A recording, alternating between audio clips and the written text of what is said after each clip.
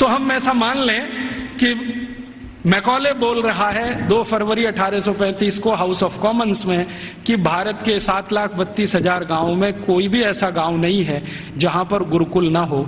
इसका अर्थ क्या है? हर गांव में एक गुरुकुल है। फिर उसको पूछा गया इस गुरुकुल में क्या होता है, तो उन्होंने कहा पढ़ते हैं। तो कितने विद्यार्थी हैं? तो उसने कहा सबसे बड़ा गुरुकुल मैंने देखा है वो 20,000 विद्यार्थियों का है, और जो सबसे छोटा गुरुकुल मैंने देखा है वो 200 विद्यार्थियों का है।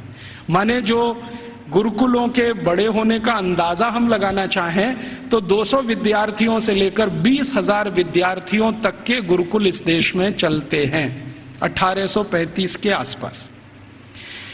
फिर वो पूछ रहे हैं कि ये जो 20,000 विद्यार्थियों का गुरुकुल है इसकी व्यवस्था कैसे होती है? ये तो बहुत बड़े विद्यार्थियों का समूह है, कैसे पढ़ाते हैं, व्यवस्था कैसे होता है? तो वो कहता है कि भारत के इन सभी गुरुकुलों में मॉनिटोरियल एजुकेशन होती है। मॉनिटोरियल एजुकेशन का मतलब हम सब समझते हैं कि आचार्य ने किसी विद्यार्थी वर्ग को तैयार किया, मान लीजिए उसमें 50 विद्यार्थी, अब वो 50 विद्यार्थी अपने से नीचे वालों को पढ़ाएंगे, और वो 50 विद्यार्थियों ने जिनको पढ़ाया वो उनसे अपने नीचे वालों को पढ़ाएंगे। तो वो कहते हैं कि एक आचार्य अगर है और उसके साथ 50-60 विद्यार्थियों का समूह है जिनको वो नियमित रूप से पढ़ाते हैं, तो वो 20,000 विद्यार्थियों का गुरुकुल आराम से संभालते हैं। और उसने परिभाषा दिया है कि जो आचार्य 20,000 विद्यार्थियों के गुरुकुल को संभालते हैं उनको भारत में कुलपति कहा जाता है।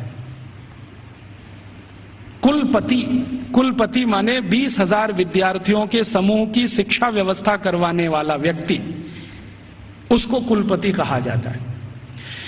फिर उसको पूछा गया है कि ये जो गुरुकुल चलते हैं इनमें विद्यार्थी हैं वो किस वर्ग के हैं? तो वो कहता है कि भारत के नागरिक 4 वर्णों की बात करते हैं, ब्राह्मण, क्षत्रिय, वैश्य और शूद्र। तो वो कहता है कि ये सभी विद्यार्थी इन समूहों में से आते हैं। तो एक अंग्रेज उसको पूछ रहा है कि हमने तो कभी सुना था कि भारत में ज्यादा शिक्षा ब्राह्मणों के लिए है। वो कहता है नहीं, दस्तावेज बताते हैं कि ब्राह्मणों के लिए भी शिक्षा है, वैश्यों के लिए भी है, क्षत्रियों के लिए भी है और शूद्रों के लिए भी है। तो फिर उसको पूछ रहे हैं कि क्या तुम परसेंटेज में ये बता सकते हो कि ब्राह्मण कितने हैं, वैश्य कितने हैं, क्षत्रिय कितने हैं, शूद्र कितने हैं? तो वो कहता है कि दक्षिण भारत के जितने गुरुकुल हैं उनमें शूद्रों की संख्या सबसे ज्यादा है, और पश्चिम भारत के जितने गुरुकुल हैं उनमें वैश्यों और ब्राह्मणों की संख्या लगभग बराबर है, और उत्तर भारत के जितने गुरुकुल हैं उनमें सबसे ज्यादा संख्या क्षत्रियों की है, और बाकी जो 3 हैं ब्राह्मण, वैश्य और शूद्र ये लगभग बराबर हैं, और मध्य भारत में लगभग सब बराबर है। तो कुछ लोग चौंक जाते हैं, वो ये कहते हैं ये कैसे संभव है कि शूद्रों की संख्या दक्षिण भारत के गुरुकुलों में सबसे ज्यादा है? तो वो कहता है शूद्रों की ही नहीं, दक्षिण भारत के गुरुकुलों में महिलाओं की संख्या, लड़कियों की संख्या भी सबसे ज्यादा है। तो वो एक उत्तर दे रहा है प्रश्न का जिसमें वो बोल रहा है कि दक्षिण भारत के गुरुकुलों में लगभग 58% लड़कियां हैं और 42% लड़के हैं। तो फिर उसको पूछा गया ये कैसे संभव हो रहा है भारत में? तो कहता है कि इट क्वाइट नेचुरल, ये स्वाभाविक है, क्योंकि दक्षिण भारत में महिलाओं की संख्या, लड़कियों की संख्या लड़कों से ज्यादा है। और वो कह रहा है वैसे तो भारत में सभी जगह लड़कियों की संख्या लड़कों से ज्यादा है, और आप जानते हैं कि 1881 में अंग्रेजों ने जब पहला सेंसस कराया, पहला जनसंख्या सर्वेक्षण कराया, तो उसमें भी रेशियो यही निकलता है, महिलाएं लगभग 53% हैं और 47% पुरुष हैं। तो वो कह रहा है कि गुरुकुलों में दक्षिण में लड़कियां बहुत ज्यादा पढ़ती हैं। फिर वो पूछ रहा है कि इन लड़कियों को पढ़ाने के लिए जो अध्यापक हैं, तो वो कहता है कि वो सब महिलाएं ही हैं। लड़कों को पढ़ाने के लिए पुरुष हैं, लड़कियों को पढ़ाने के लिए महिलाएं हैं। तो फिर उससे पूछा जा रहा है कि ये जो अध्यापक पढ़ाते हैं इनके लिए कोई ट्रेनिंग सेंटर है क्या?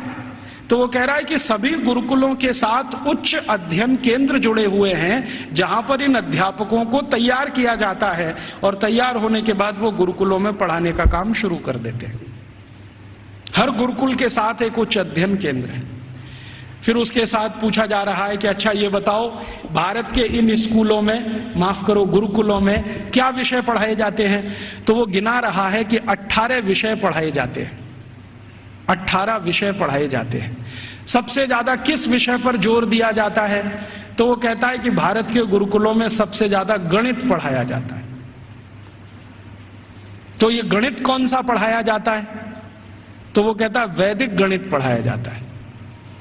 तो फिर अंग्रेज पूछ रहे हैं कि हमारे यहाँ एक कॉमर्शियल मैथमेटिक्स है, तो उनका भारत वाले उसको पढ़ते नहीं है और उसमें उनकी ज्यादा रुचि भी नहीं है, वो वैदिक मैथमेटिक्स में ज्यादा रुचि लेते हैं। फिर दूसरा कौन सा विषय है जो सबसे ज्यादा पढ़ाया जाता है गणित के बाद? तो कहता है दूसरा सबसे बड़ा विषय है खगोल शास्त्र, इसको सब भारतवासी पढ़ते हैं। फिर तीसरा कौन सा विषय है? तो वो कहता है मेटलर्जी, माने धातु विज्ञान। फिर चौथा कौन सा विषय है? तो वो कहता है कि कारीगरी। कारीगरी माने जो विभिन्न तरह की कारीगरियां गांव में रहती हैं। हमारे सभी गांव में 18 तरह के कारीगर होते हैं। कोई लोहे का काम करने वाला, कोई लकड़ी का काम करने वाला, कोई बांस का काम करने वाला, कोई मिट्टी का काम करने वाला। तो वो कह रहा है कि सभी गुरुकुलों में ये कारीगरी पढ़ाई जाती है। 18 विषय उसमें अलग हैं। फिर वो पूछ रहा है कि इसके आगे के विषय बताओ। तो कहते हैं वो कि एस्ट्रोफिजिक्स पढ़ाते हैं। एस्ट्रोफिजिक्स समझते हैं? मॉडर्न साइंस का विषय है और भारत में 1835 में सभी गुरुकुलों में ये पढ़ाया जाता है, एस्ट्रोफिजिक्स। फिर और क्या पढ़ाते हैं? तो कहते हैं रसायन शास्त्र पढ़ाते हैं। रसायन शास्त्र के साथ और क्या पढ़ाते हैं? तो कहता है चिकित्सा शास्त्र पढ़ाते हैं। चिकित्सा शास्त्र में क्या विषय हैं? तो वो कहता है औषधि विज्ञान एक है और शल्य क्रिया दूसरा है, माने सर्जरी है और मेडिसिन है। और ऐसे ऐसे करके वो 18 विषय को गिनाता है। तो फिर वो पूछते हैं कि कैसे संभव है कि भारत के विद्यार्थी ये 18 विषय पढ़ लेते हैं?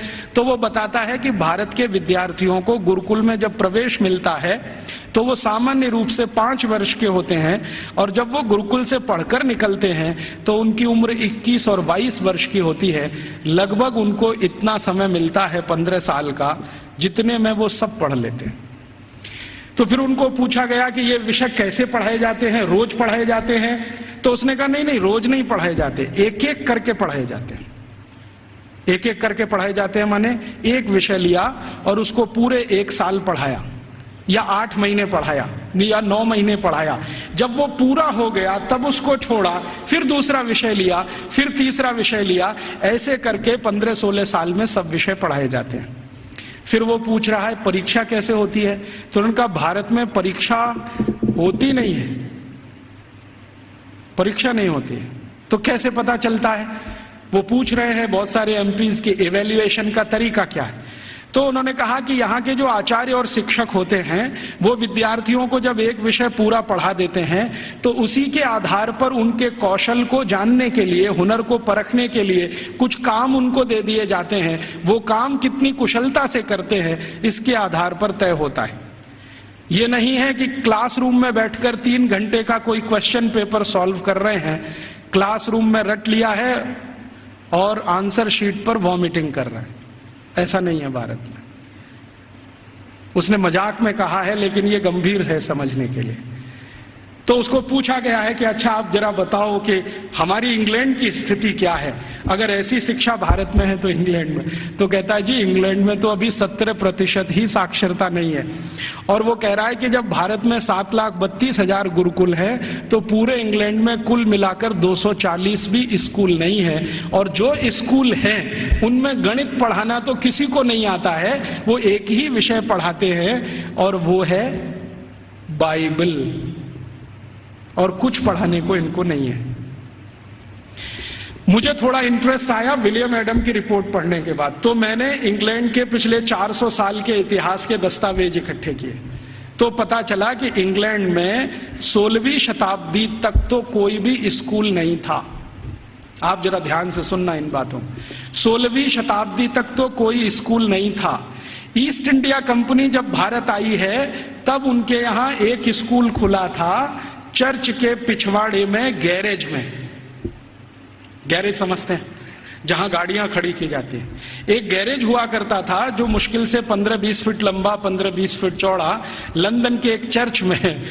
ये लंदन में आप कभी जाएं तो उनका जो स्क्वायर है जहां पर उनकी पार्लियामेंट है, उसके बगल में वो चर्च आज भी है, तो उसकी पीछे के हिस्से में एक छोटे से में स्कूल खुला था जो उनको पढ़ाता था बाइबल। तो बाइबल पढ़ाने वाले स्कूल उनके यहाँ शुरू हुए, उसके पहले तो कोई स्कूल ही नहीं था।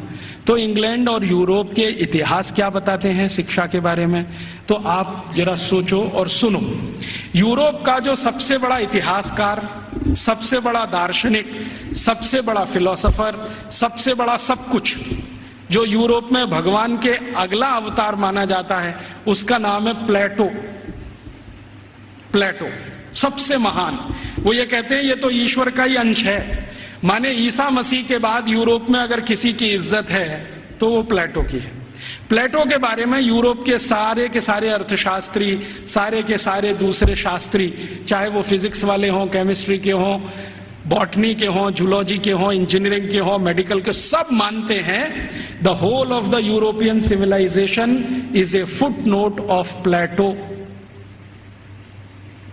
मतलब यूरोप की पूरी सभ्यता जो है ना, प्लेटो के फुटनोट जैसी है। माने प्लेटो ने जितना कुछ लिख दिया है वो किसी पुस्तक के फुटनोट में अगर है तो उतनी ही पूरी यूरोप की सभ्यता है। मतलब यूरोप की सभ्यता का जनक प्लेटो ही है।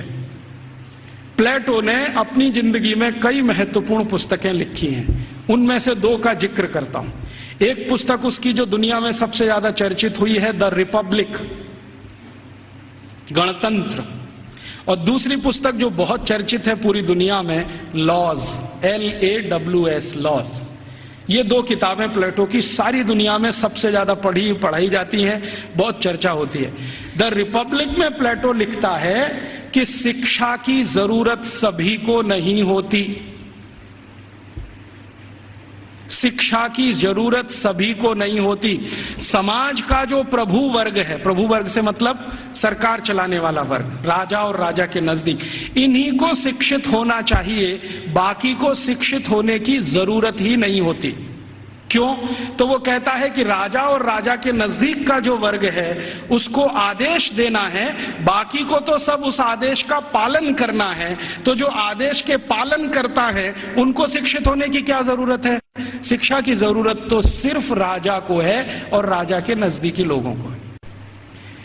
ये जो प्लेटो ने कहा, प्लेटो के बाद जो दूसरा उसका ग्रेट ग्रेट ग्रेट फिलोसोफर या उसका ग्रेट ग्रेट स्टूडेंट, अरिस्टोटल।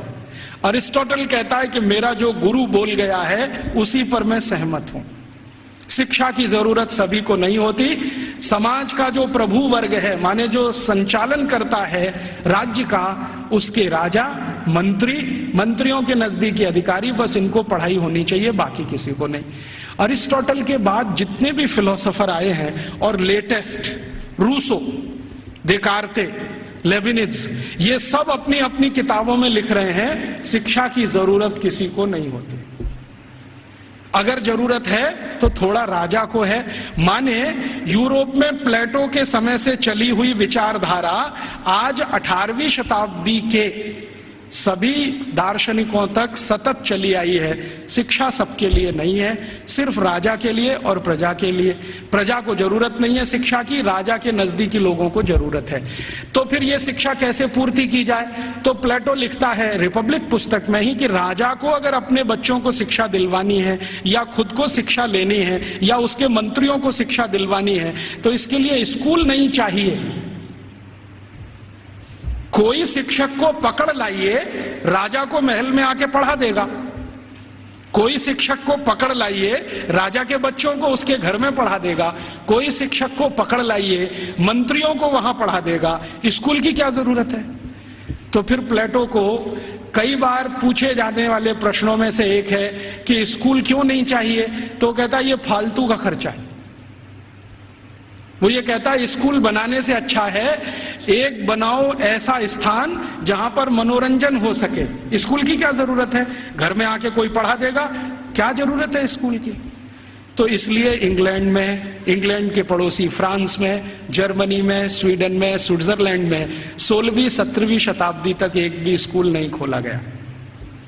बाद में क्या हुआ, क्रिश्चियनिटी का असर जैसे जैसे बढ़ा यूरोप में, आप जानते हैं कि क्रिश्चियनिटी यूरोप में 2000 साल पहले ही आई है। उसके पहले यूरोप क्रिश्चियन नहीं था। यूरोप की छोटी छोटी जातियां, जनजातियां होती थीं जो 1000 से ज्यादा हैं, समूह हैं छोटे छोटे, वो अपना अपना धर्म और संस्कृति माना करते थे। उनके यहाँ ईसाइयत क्या होती है मालूम नहीं। 2000 साल से ईसाइयत आई है।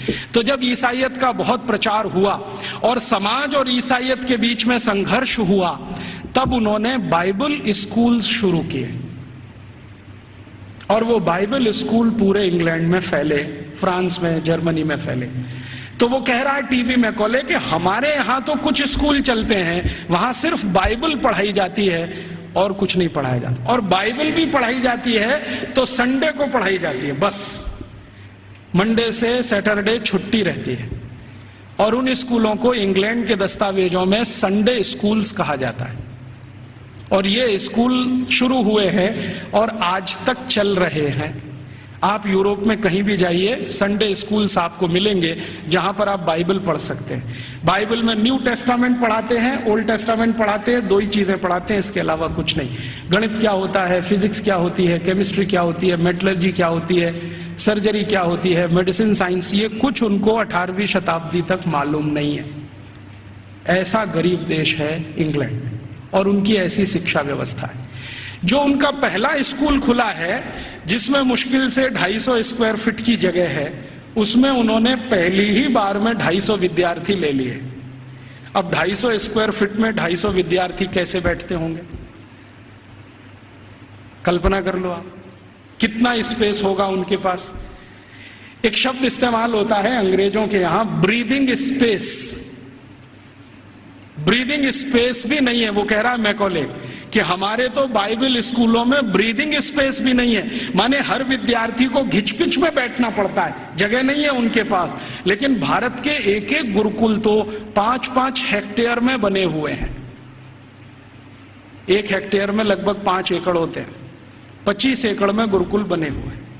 और वो कह रहा है कि भारत के बहुत सारे गुरुकुल रेजिडेंशियल हैं जहां पर विद्यार्थियों को रहने और खाने की व्यवस्था है, और कुछ गुरुकुल ऐसे हैं जो डे स्कूल की तरह से चलते हैं। विद्यार्थी सुबह आते हैं, शाम को पढ़ के अपने घर वापस जाते हैं। फिर वो उसको पूछा जाता है कि भारत के विद्यार्थियों को ये सारी की सारी जो शिक्षा दी जाती है, इसका कोई वर्गीकरण है, क्लासिफिकेशन है? तो वो बहुत सुंदर उत्तर दे रहा है, जो हमें इस पे रिसर्च आज जरूरी है करना। वो ये कह रहा है कि भारत के विद्यार्थियों को 2 चीजें पढ़ाई जा रही, एक तो शिक्षा है, दूसरी विद्या है। अब वो कहता है कि मुझे समझ में नहीं आता शिक्षा कौन सी है, विद्या कौन सी है।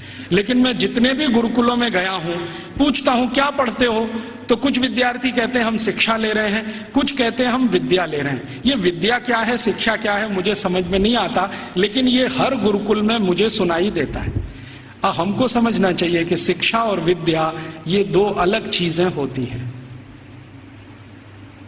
आज के समय में हमने इन दोनों का खिचड़ी बना दिया है, और ऐसा खिचड़ी बना दिया है कि उसमें से चावल और मूंग की दाल को बीन पाना ही बड़ा मुश्किल हो गया है। नाम सब है विद्यालय और काम कर रहे हैं शिक्षालय का, है कि नहीं? कोई भी विद्यालय ले लो, 1, 2, 3 नाम विद्यालय, विद्यालय, महाविद्यालय, ये विद्यालय, काम सब शिक्षालय का कर रहे हैं, नाम विद्यालय रखा हुआ है। ऐसा घालमेल कर दिया। शायद ये मैकॉले का असर है, क्योंकि मैकॉले को शिक्षा और विद्या में अंतर नहीं मालूम था, हमें भी नहीं मालूम है। हम जानते नहीं है कि विद्या क्या होती है और शिक्षा क्या होती है। विद्या जो है ना, अपनी जिंदगी को अध्यात्म के रास्ते पर ले जाने वाली, अपने जीवन को ऊंचा उठाने वाली, आत्मा का परमात्मा से मेल कराने वाली, मनुष्य शरीर छूटने के बाद हमारी आत्मा परमात्मा से मिल जाए, इन सब बातों को सिखाने वाली, धर्म क्या है, अधर्म क्या है, न्याय क्या है, अन्याय क्या है, श्रेय क्या है, अश्रेय क्या है, छोड़ने वाला क्या है, ग्रहण करने लायक क्या है, ये सब ज्ञान देने वाली या विवेक देने वाली ये तो है विद्याएं। और बाकी हमने मैथमेटिक्स पढ़ लिया, हमने केमिस्ट्री पढ़ ली, हमने ये फिजिक्स पढ़ लिया, हमने ये कॉमर्स सीख लिया, हमने वो, ये है सब शिक्षा। तो कह रहा है कि भारत के सभी गुरुकुलों में विद्या है और शिक्षा है, लेकिन वो उसको इतना समझ में आ गया है कि ये जो विद्या है वो शिक्षा से ऊंची है। इसलिए भारत में गुरुकुल में जाने वाला सभी अपने को विद्यार्थी कहता है, शिक्षार्थी कोई नहीं कहता अपने को, क्योंकि मूल जो वो सीखने आया है वो कुछ और सीखने आया है। खाली गणित सीखने नहीं आया है, या खाली कॉमर्स सीखने नहीं आया, या खाली मेटलर्जी सीखने नहीं आया, विद्या सीखने आया। इसलिए विद्यार्थी कहलाना वो पसंद करता है अपने आप को। और वो कहता है कि जितनी ऊंची कल्पना भारत में है विद्या और शिक्षा की, हम तो उसके दूर दूर कहीं नजदीक तक नहीं है। फिर उसको पूछा जाता है कि अच्छा ये बताओ कि भारत में हायर स्टडीज सेंटर हैं क्या? तो कहता हाँ हैं। कितने हैं? तो संख्या गिना रहा है 15,800 कुछ। हायर स्टडीज सेंटर का मतलब क्या है? हायर स्टडीज सेंटर का माने विश्वविद्यालय। उनकी जो परिभाषा है ना, उस परिभाषा में विश्वविद्यालय, हायर स्टडीज सेंटर। हमने तो कुछ दो चार नाम सुने हैं, एक नालंदा का हुआ करता था, एक तक्षशिला का हुआ करता था, लेकिन 1835 में मैकॉले बोल रहा है अपने पार्लियामेंट में कि 15,800 कुछ विद्यालय, सॉरी विश्वविद्यालय। और वो ये कह रहा है कि ये जितने भी विश्वविद्यालय हैं ये किसी एक विषय के निपुण हैं, कोई एक विषय। जैसे वो नाम लिख के बता रहा है, मेरे पास ये सब नाम है 15,800 और उसकी सीडी है। अगर एलसीडी प्रोजेक्टर हो तो मैं आपको दिखा सकता था। लैपटॉप मेरे पास अभी है, उसमें सब फीड किया हुआ है। एक विद्यालय है, माफ करिए विश्वविद्यालय है, अमरावती विश्वविद्यालय। अमरावती विश्वविद्यालय मशहूर है किस बात के लिए? वो मेटलर्जी के लिए मशहूर है, धातु विज्ञान सिखाया जाता है और पूरा विश्वविद्यालय धातु विज्ञानियों से भरा हुआ है। और धातु विज्ञान कई तरह का है, जैसे कच्चे लोहे से फौलाद बनाना, जैसे जमीन में से लोहा तांबा पीतल, सॉरी लोहा तांबा सिल्वर माने चांदी और सोना, ये जो दूसरी दूसरी बेशकीमती धातुएं निकलती हैं, इनका एक्सट्रैक्शन कैसे किया जाए ये सिखाने वाला। माने आज जो हमारे यहाँ आईआईटीज में सिखाया जाता ना मेटलर्जी में, वही वहां उस समय यूनिवर्सिटीज में सिखाया जाता। फिर वो कह रहा है एक विश्वविद्यालय में गया था, कांगड़ा विश्वविद्यालय, कांगड़ा माने हिमाचल, तो वो किसके लिए मशहूर है? तो कह रहा है ये सर्जरी के लिए मशहूर है। तो उसको पूछा जा रहा है कि किस तरह की सर्जरी होती है? तो कहता है जी हम सोच नहीं सकते वैसी सर्जरी होती है। और उसको उसने शब्द दिया है जिसको आज के इक्विवेलेंट अगर मैं कहूं तो राइनोप्लास्टी। राइनोप्लास्टी सर्जरी का लेटेस्ट साइंस है 21वीं शताब्दी का, जिसमें आपके शरीर के किसी अंग के चमड़े को निकालकर किसी दूसरे अंग पे लगा दिया जाए। और ये 1835 में वो बोल रहा है कि कांगड़ा विश्वविद्यालय में तो ये सब सिखाया जाता है और सब सीखते हैं राइनोप्लास्टी। तो वो कहता है मैंने मेरी आंखों से एक ऑपरेशन देखा है जिसमें पैर के नीचे के हिस्से से माने घुटने से नीचे के हिस्से से चमड़ी निकालकर नाक पर लगाई गई, और वो कहता है 21 दिन में वो पूरा ठीक हो गया है, पता ही नहीं चलता है कि इसका कोई ऑपरेशन हुआ है। ग्राफ्टिंग जिसको कहते हैं, स्किन ग्राफ्टिंग। और ये 1835 में भारत में होता है। कांगड़ा विश्वविद्यालय का उसने लंबा डिस्क्रिप्शन किया है कि मैंने ऐसा देखा, मैंने वैसा देखा।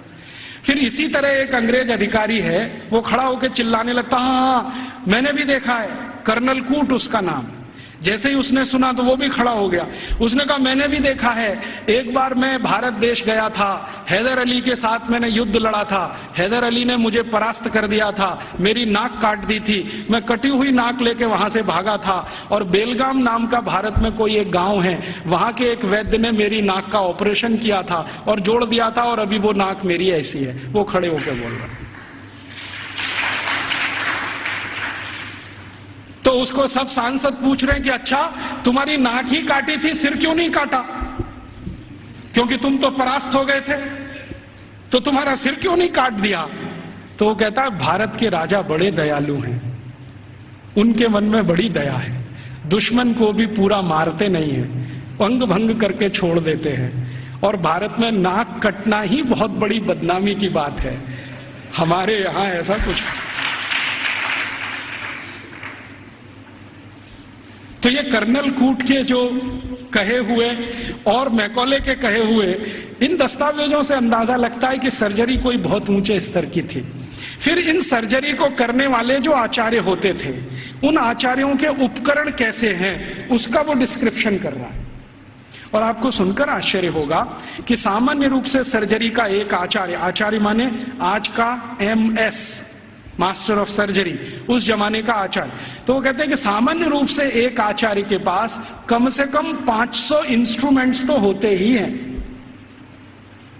वो कहता 20 तरह की तो उनके पास क्लिप्स है, ये जो 2 वाली होती है ना पकड़ के, 20 तरह की, और सभी उच्च स्तर के लोहे से बनी हुई, जिनमें कभी जंग नहीं लगता।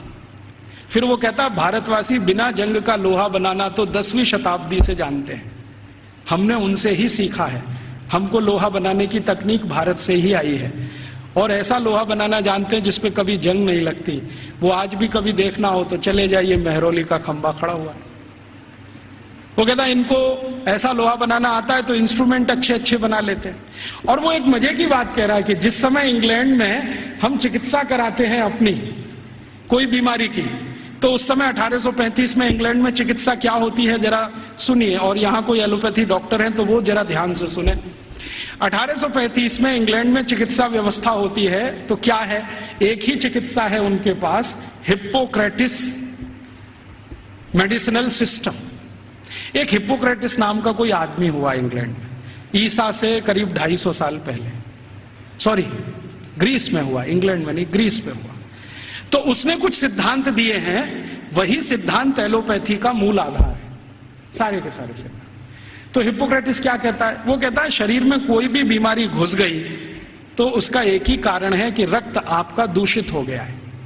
कोई भी बीमारी हो, सर्दी हो गई, जुकाम हो गया, बुखार आ गया, खांसी हो गई, आपको डायरिया हो गया, डिसेंट्री हो गई, लंग इन्फेक्शन, कुछ भी हो गया, तो हिप्पोक्रेटिस एक ही बात में डायग्नोसिस देता है कि आपका रक्त दूषित है, अब इस दूषित रक्त को निकालो शरीर में से, यही चिकित्सा। तो वो कहता है कि भारतवासी चिकित्सा कैसी करते हैं और हमारे डॉक्टर कैसी करते हैं। वो कहता है कि जब मुझे बुखार आता है और मैं किसी डॉक्टर के पास जाता हूं तो वो मेरी हाथ की नस काट देता है और उसमें से खून निकलने लगता है, और वो कहता है ये खून जब तक निकलेगा नहीं तब तक बुखार तुम्हारा खत्म होगा नहीं। कभी कभी मुझे डर लगता है कि खून के साथ जान ना निकल जाए मेरी। और वो ये कहता है कि भारत में जो चिकित्सा व्यवस्था है इतनी अद्भुत है कि कुछ बुखार आ जाए, कितने से भी कितना बुखार आ जाए, वो कुछ चूरन खिला देते हैं और अगले दिन बुखार ठीक हो जाता है। अच्छा, ये जो कहानी उसने कही है, ये कहानी जॉर्ज वॉशिंगटन ने भी कही है। आप जानते हैं जॉर्ज वॉशिंगटन अमेरिका के राष्ट्रपति, और बल्कि पहले राष्ट्रपति, सबसे पहले राष्ट्रपति, अमेरिका की आजादी के बाद सबसे पहले राष्ट्रपति जॉर्ज वॉशिंगटन। आपको मालूम है उनकी मृत्यु कैसे हुई? उनको आया बुखार। तो ये जो हिप्पोक्रेटिस मेडिसिनल सिस्टम है ना, हाँ, एक ही सिस्टम है उनके पास, हिप्पोक्रेटिस मेडिसिनल सिस्टम, जिस पर उनके आप बहुत थीसिस लिखे गए हैं, बहुत काम हो। तो उनको आ गया बुखार, और बुखार हो गया बहुत, 103 104 डिग्री। तो उनका डॉक्टर आया और उनके दोनों हाथों की नस काट गया, हाँ, और कहा कि ये खून बहने दो, अभी मैं सवेरे आऊंगा आपको देखने। तो दोनों हाथों की नस कटी और रात भर में इतना खून बह गया कि सवेरे जॉर्ज वॉशिंगटन मरे हुए मिले। ये है मॉडर्न एलोपैथिक सिस्टम। और मैकॉले कह रहा है कि जिस समय हम तो सिर्फ नस काट के खून निकाल के इलाज करते हैं, भारत के लोग पता नहीं क्या क्या जड़ी बूटियों से चूरन बनाते रहते हैं, पाउडर बनाते रहते हैं। और वो कहता है कि इनके कॉम्बिनेशन इतने परफेक्ट हैं कि 1-2 बार ही खाना पड़ता है, उसके बाद खाना ही नहीं पड़ता। फिर उसको पूछा गया, क्या तुमने कोई लिस्ट बनाई है ये जो चूरन में कॉम्बिनेशन है इसके? तो वो कहता है हाँ, मैं एक लिस्ट बना रहा हूं, उसमें कुछ मेडिसिनल हर्ब्स हैं, कुछ रूट्स हैं, कुछ प्लांट्स हैं। तो वो पूछ रहे हैं कितनी संख्या हो गई है? तो उसने कहा 16,000 तो हो गई है, पता नहीं आगे कितनी जाएगी। उस जमाने में तो कुछ लोग आश्चर्य से पूछ रहे हैं कि ये जो शिक्षा है, वहां चिकित्सा भी दे रहे हैं, सर्जरी भी दे रहे हैं, मेटलर्जी भी दे रहे हैं, वगैरह वगैरह, क्यों दे रहे हैं? तो वो कहते हैं भारत के सभी आचार्य कहते हैं कि जीवन एकांगी नहीं है। अभी ये देखिए, ये फिलॉसफी की बात, जीवन एकांगी नहीं है, और चूंकि एकांगी नहीं है तो इसमें सब तरह के ज्ञान की जरूरत होती है। तो हर विद्यार्थी को सभी तरह का ज्ञान होना चाहिए। विशेषज्ञता उसको किसी एक में होनी चाहिए, ज्ञान उसको सब तरह का होना चाहिए। तो कहता है कि जो प्राइमरी लेवल की ज्ञान है वो सबको दी जाती है, मेडिसिन की, सर्जरी की, मेटलर्जी की, मैथमेटिक्स की। जब वो विद्यार्थियों की रुचि उत्पन्न हो जाती है तो किसी एक विषय में उनको विशेषज्ञ बना दिया जाता है और फिर वो विद्यार्थी समाज में चला जाता है, उसकी शिक्षा पूरी हो जाती है, विद्या पूरी हो जाती है, फिर वो समाज को अपनी सेवाएं देता है।